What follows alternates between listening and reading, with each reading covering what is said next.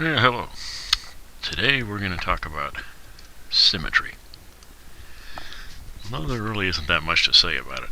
I mean, it's not going to be part of any equations. No real big theorems on symmetry. In fact, this section is just pretty much about knowing what it means. There's not much more to it. For instance, here we have several different hexagons. This is a regular hexagon. We have something called lines of symmetry. That means we can reflect the object about that line of symmetry and end up with the same shape, so to speak. For instance, it sounds like kind of a dumb way to say it, but if we reflect this about this line here,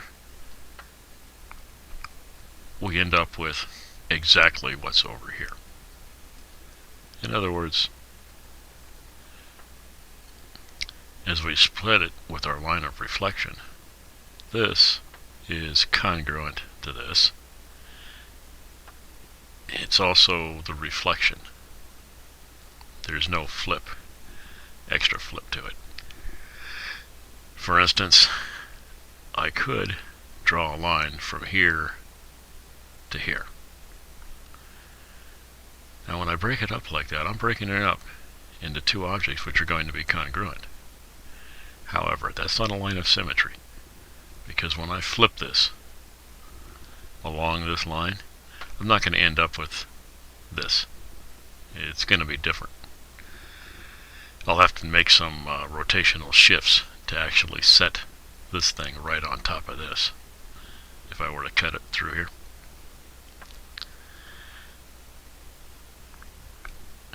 Now, over here,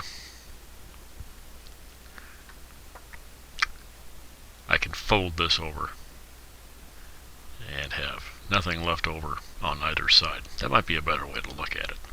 For instance, suppose I cut this out. Now, along what lines could I fold this such that there would be no overlap on either side? This side won't overlap this, and this part won't overlap this. If I were to create a line right here, try it with a piece of paper, and fold it along this line, you'll find that this does not just set right on top of this half over here. It won't work. You'll have corners hanging off the side over here, and vice versa. Over here, we have buku lines of symmetry, and that's going to frequently be true for regular polygons. They're extremely symmetric. We have from the vertices, from one vertex to the opposite vertex, vertex to opposite vertex, we get three lines of symmetry that way. We have three opposite pairs of vertices, 6 vertices altogether, 3 pairs of opposite vertices. We can also cut it through the midpoints of the sides, and that gives us 3 more. Because this line, for instance, we cut this one from here to here, well, we have 6 sides, but this line cuts this side and this side. So we actually have 3 lines of symmetry cutting through the middle of the sides. We also have something called rotational symmetry. Now, how can we rotate this in such a way as to end up with a carbon copy of itself with exactly the same orientation? We already know that a rotational transformation is a congruence transformation, or an isometry, or a rigid motion. So you can rotate any one of these, any angle, and still have the same object. The question is, will it have the same orientation? In other words, will you not be able to tell the difference?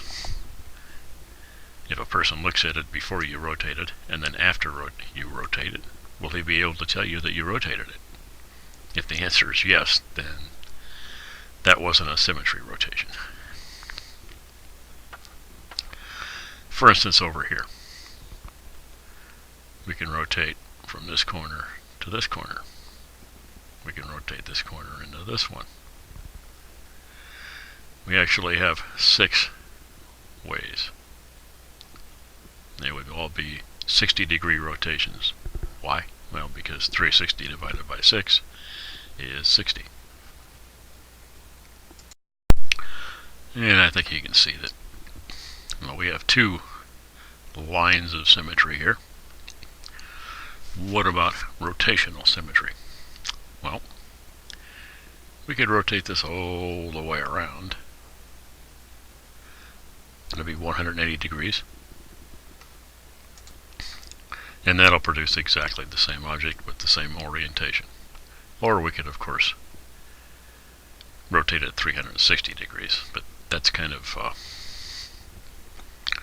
that's kind of bogus, because every object has 360 degree symmetry. That's all you're doing is rotating it one full circle and bringing it right back to where you started, meaning that you really haven't done anything.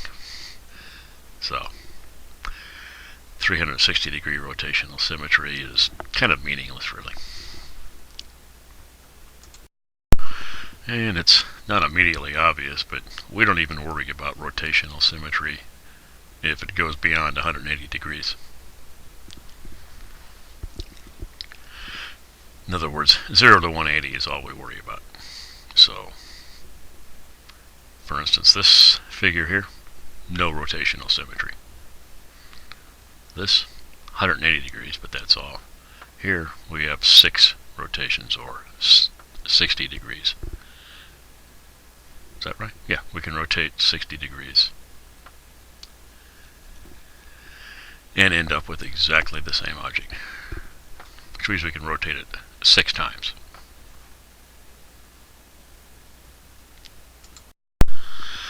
It seems weird that there are no equations involving symmetry. No, we don't really have any theorems involving symmetry. This section is only here so that you've heard of it. It's used a lot in modern physics.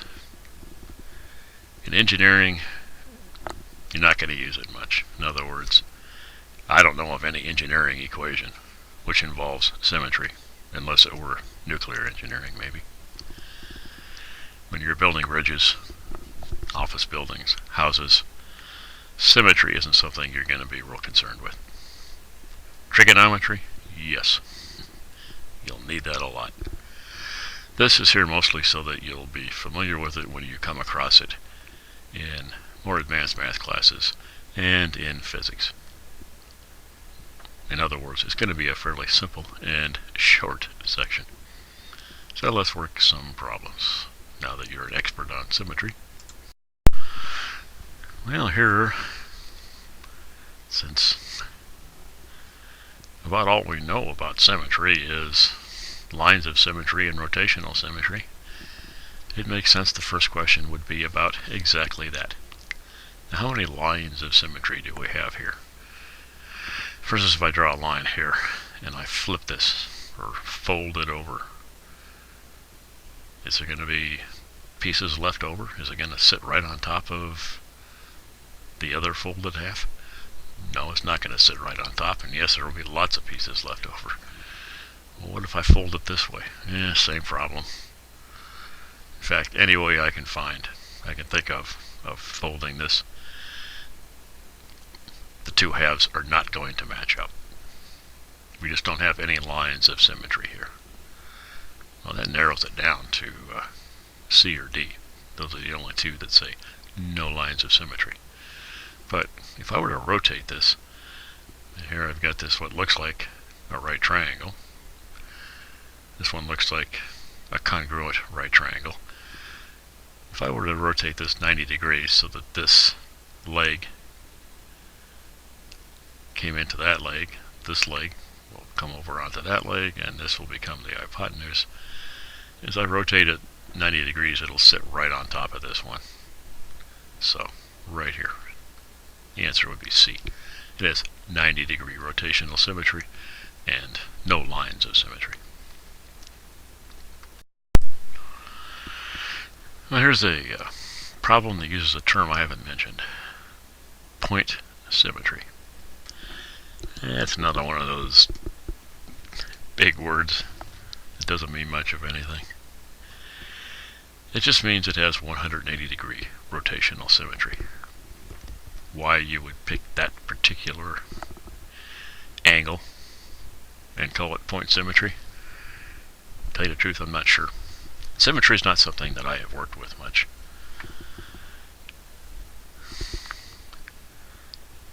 So I can't tell you why it's called point symmetry. I can't even tell you why you need to have a separate name for it.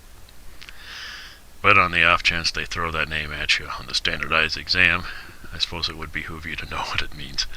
It just means 180-degree rotational symmetry. It's just one more word for you to memorize.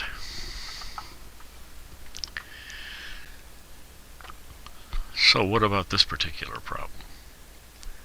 How do we describe the rotational symmetry of a square? No rotational symmetry. Well, that doesn't seem very likely to me. I mean, it seems to me if you were to rotate, say this, 90 degrees about the center, this side would just move right into this side right here. You'd have exactly the same square. On the other hand, if you did that twice, well, that would just be 180-degree symmetry. And that, of course, would work also. That's what that point symmetry means. 180-degree symmetry.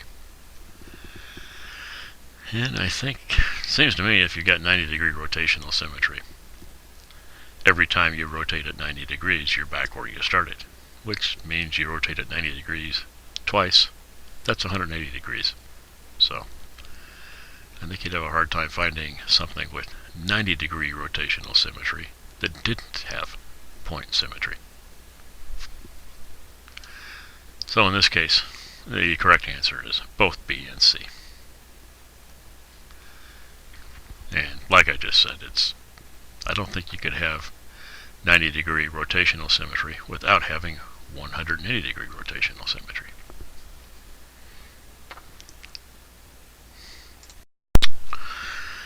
Well, I've got another one of those figure out what they did wrong questions.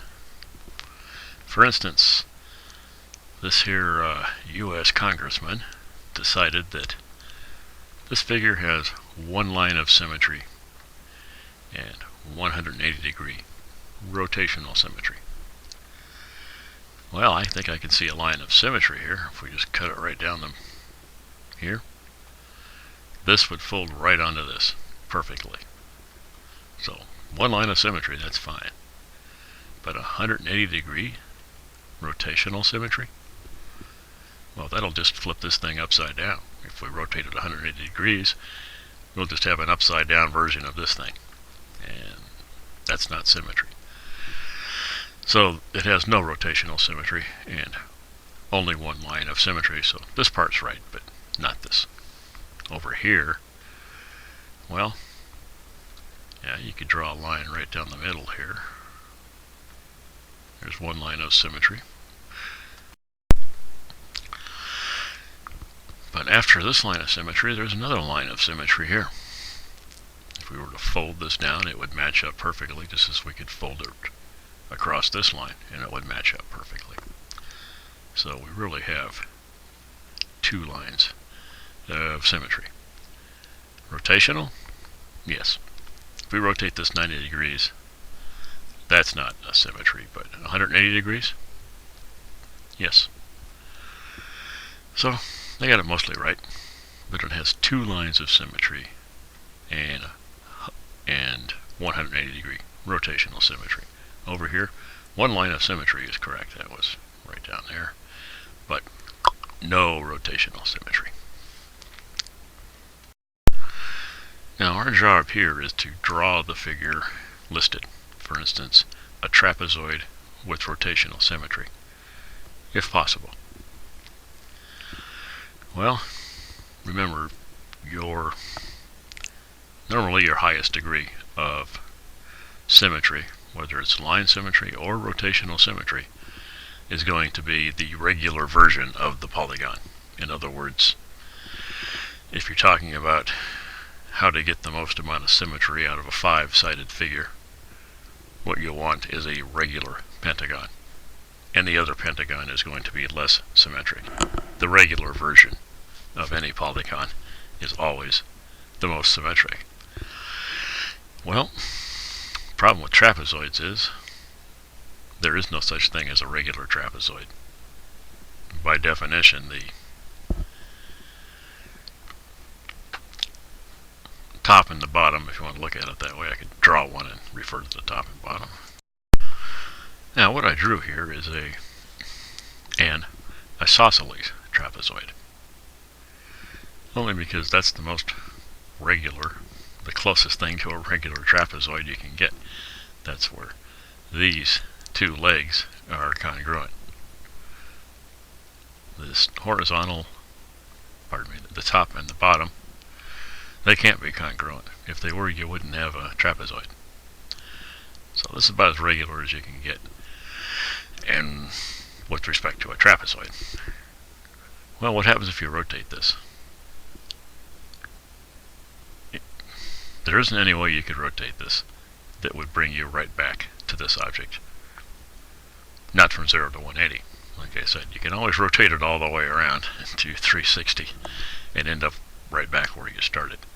But anything else, for instance, 180-degree rotation, that would just be an upside-down version of this thing, with the small part on the bottom and the large part on the top, and these two legs would be pointing downward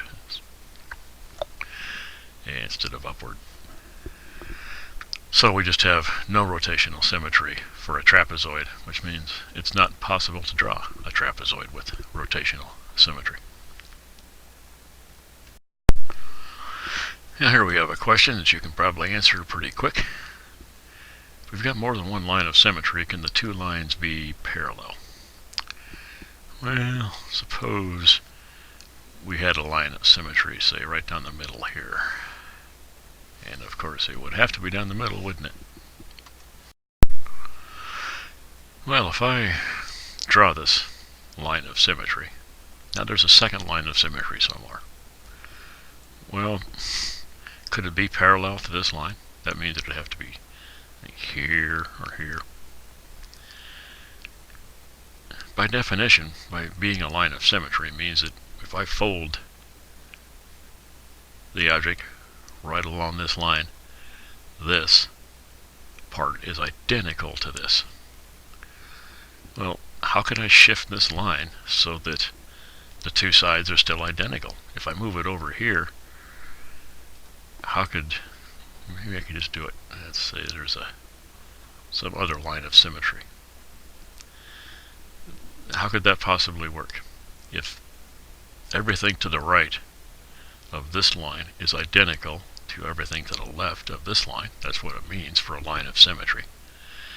How could everything to the right of this line also be identical to everything on the left of this line? It just doesn't make sense. For instance, in this case, if you were to fold it, you'd have a bunch of stuff left over here, wouldn't you? Or if you had a line over here and folded it this way, again,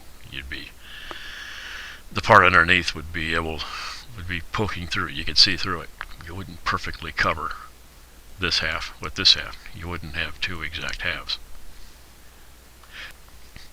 So obviously the short response is no. The explanation is that, boy, it's so obvious it's hard to explain it, because if you were to cut it anywhere else, since the line of symmetry by definition breaks it up into two halves, cutting it up somewhere else isn't going to produce two congruent halves. If the left side is identical to the right side, when I cut it this way, I couldn't move this to the left and then say that everything to the left of this is the same as everything to the right of it. Once I've moved the line, I don't have symmetry anymore. And by the way, the second line of symmetry, of course, would just be across this way. Well, it was almost a straight line until I got halfway through, and then I lost it. Oh well. What can you say about the rotational symmetry of a regular polygon with n sides? Well, you could say lots of things, but we're going to keep it clean. And one of the easiest things you could say is that you can just rotate, just like with the hexagon. We had 6 sides, and it turned out we could rotate it 6 times. We just rotate it until one side is right on top of the next side. And that's always true for regular polygons.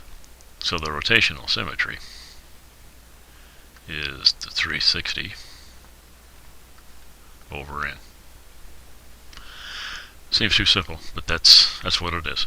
Like with the hexagon, it was 360 over 6, which was 60.